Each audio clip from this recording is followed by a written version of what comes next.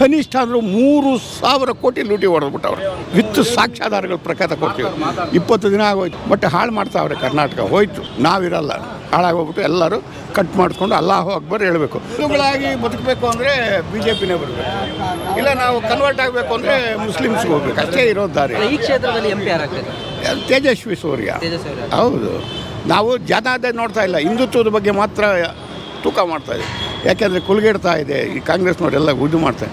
For simple, ನಾನೊಬ್ಬ electrical contractor. 20 ದಿವಸದಿಂದ ಬೆಸ್ಕಾಮಲ್ಲಿ ಒಂದು ನೆಟ್ಟಿಲ್ಲ ಅಂತ ತೆಗೆದುಬಿಟ್ಟು ಕನಿಷ್ಠ ಅಂದರೂ 3,000 ಕೋಟಿ ಲೂಟಿ ಹೊಡೆದ್ಬಿಟ್ಟವ್ರು ಎಲೆಕ್ಷನ್ ಫಂಡ್ಗೆ.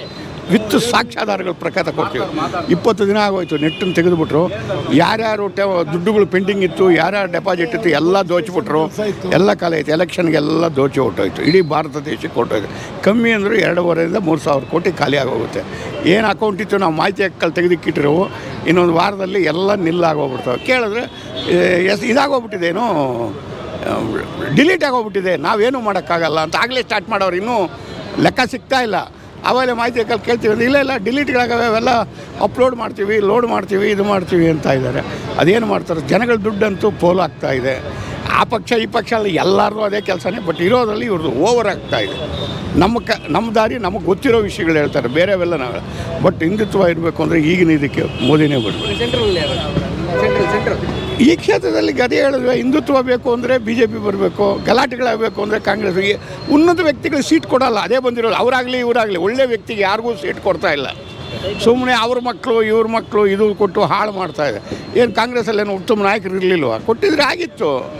ಅವರು ನನ್ನ ಮಗ ನನ್ನ ಮಕ್ಕಳು ಅಂತ ಕೊಟ್ಟರೆ ಎಲ್ಲಿ ಉದ್ಧಾರ ಆಗುತ್ತೆ? ಆಗಲ್ಲ, ಅದು ಗೆಲ್ಲಲ್ಲ, ಕಷ್ಟ. ಎಂಥ 30-40 ವರ್ಷ ಪಕ್ಷಕ್ಕೋಸ್ಕರ ದುಡ್ದಿರೋರು ಇದ್ದಾರೆ, ಬೇಕಾದಷ್ಟು ಜನ ಇದ್ದಾರೆ, ಉತ್ತಮರಿದ್ದಾರೆ. ನಾವೇನು ಎಲ್ಲರೂ ಇವರು ಅಂತ ಹೇಳಲ್ಲ. ಕೆಲ ಕಿಲಿಗೇಡಿಗಳಿಂದ ಪಕ್ಷ ಹಾಳಾಗ್ತಾಯಿದೆ ಅಷ್ಟೇ. ಅವರಿಗೆ ಬೆಲೆ ಇಲ್ದಂಗೆ ಆಗಿದೆ. ಒಳ್ಳೆ ಕಷ್ಟಪಟ್ಟು ಹಗಲು ರಾತ್ರಿ ದುಡಿಯೋರಿಗೆ ಬೆಲೆ ಇಲ್ದಂಗೆ ಆಗಿದೆ ಪಕ್ಷದಲ್ಲಿ. ಬಟ್ ಹಾಳು ಮಾಡ್ತಾವ್ರೆ. ಕರ್ನಾಟಕ ಹೋಯ್ತು. ಇನ್ನೊಂದು ಎಲೆಕ್ಷನ್ ಆದಮೇಲೆ ಏನೇನಾಗುತ್ತೋ ನೋಡೋಣ. ಅಲ್ಲಿವರೆಗೂ ಇವಾಗ ಸದ್ಯಕ್ಕೇನು ಮಾತಾಡಿದ್ರೆ ಸುಮ್ಮನೆ ಇರೋದೇ ಉತ್ತಮ. ಜೈ ಭಾರತ್ ಮಾತಾಡಿ. ಮತ್ತೆ ಪ್ರಧಾನಿ ಮೋದಿಯವರೇ ಆಗ್ತದೆ? ಮೋದಿನೇ ಆಗಬೇಕು. ಬೇರೆ ಯಾರೇ ಬಂದರೂ ನಾವಿರಲ್ಲ. ಹಾಳಾಗೋಗ್ಬಿಟ್ಟು ಎಲ್ಲರೂ ಕಟ್ ಮಾಡಿಸ್ಕೊಂಡು ಅಲ್ಲಾಹು ಅಕ್ಬರ್ ಹೇಳಬೇಕು. ಫಾರ್ ಎಕ್ಸಾಂಪಲ್, ಅಖಿಲ ಭಾರತ ವೀರಶೈವ ಮಹಾಸಭಾದ ಕಾರ್ಯದರ್ಶಿಗಳಾದಂಥ ಭೀಮಣ್ಣ ಖಂಡ್ರೆ ಅವರು ಇವತ್ತು ಒಂದು ಹಲ್ಕ ಕೆಲಸ ಮಾಡಿದ್ದಾರೆ. ಅಲ್ಲಿವರೆಗೂ ಮುಟ್ಟಂಗಿದ್ರೆ ಮುಸ್ಲಿಮ್ಸ್ ಏನಿದೆಯೋ ಅದನ್ನು ಹಾಕಿದ್ದಾರೆ. ನೋಡಿ ಹೊಟ್ಟೆ ಉರಿತಾ ಇದೆ, ತೋರಿಸ್ತೀವಿ, ನೀವು ಅದನ್ನು ತೋರಿಸ್ಕೊಡಿಬೇಕಾದ್ರೆ.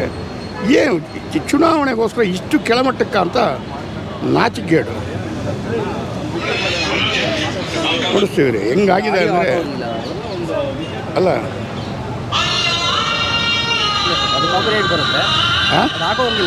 ಅಲ್ಲಲ್ಲ, ಈ ಥರ ಮಾಡಿದ್ರೆ ಇವ್ರನ್ನ ನಂಬೋದು ಹೆಂಗೆ?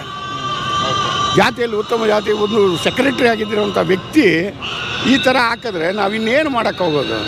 ನೆಕ್ಸ್ಟ್ ಇದನ್ನೇ ಟಾರ್ಗೆಟ್ ಮಾಡ್ತೀವಿ. ನಮ್ಮ ಸಂಘದ ನಾವು ಅದೇ ವ್ಯಕ್ತಿಗಳೇ ಸ್ಟಾರ್ಟ್ ಮಾಡ್ತೀವಿ. ಅವ್ರು ಮಾಡಲಿ, ಅವರು ಹೋಗಬೇಡ, ಮಾಡಬೇಡ, ಇದಕ್ಕೆ ಹೋಗಬೇಡ ಅಂತ ಹೇಳ್ದ.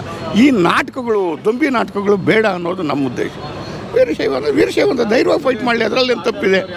ಅದಕ್ಕೆ ಹೋಗಿ ಮಸೀದಿಗೆ ಹೋಗಿ ಶಾಲುಗಳು ಓದಿಸ್ಕೊಂಡು ಟೋಪಿಗಳು ಹಾಕ್ಕೊಂಡು ಅಲ್ಲಾಹ್ ಅಕ್ಬರ್ ಹೇಳೋ ಅವಶ್ಯಕತೆ ಇಲ್ಲ. ಅಷ್ಟೇ ನಮ್ಮ ಇದು.